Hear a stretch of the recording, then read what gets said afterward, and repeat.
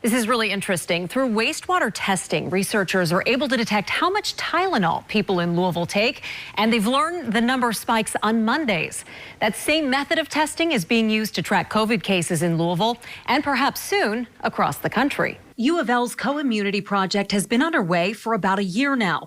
Twice a week, researchers collect 16 samples of wastewater across the city to determine rates of infection in each area. It was not an idea that was unique to us. Everybody around the country thought, well, measuring things in the wastewater could be one way of monitoring or surveying the spread of infection. What sets this project apart is the concurrent use of random sampling of coronavirus tests.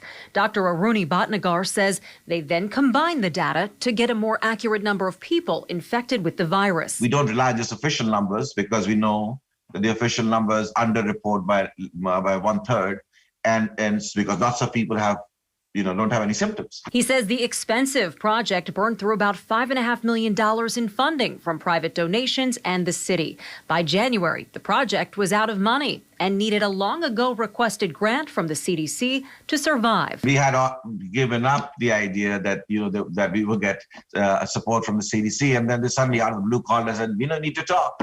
So that was very exciting. So, of course, we were very happy. The CDC pledged $8.6 million to sign on as an equal partner in the project, which will now continue for 6 more months. It would be wonderful to, essentially document the end of the pandemic here in Louisville. So when people talk about herd immunity, I believe we'll be the only community in the United States that would actually be able to document that. Dr. Ted Smith leads the wastewater testing effort and says this project continues to evolve.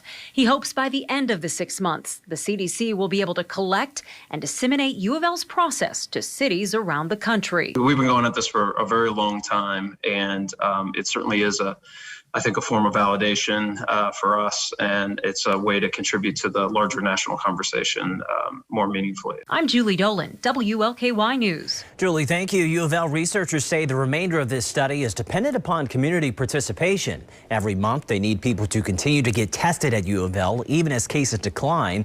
30,000 invitations will be sent out each month. However, you don't need an invitation to take part.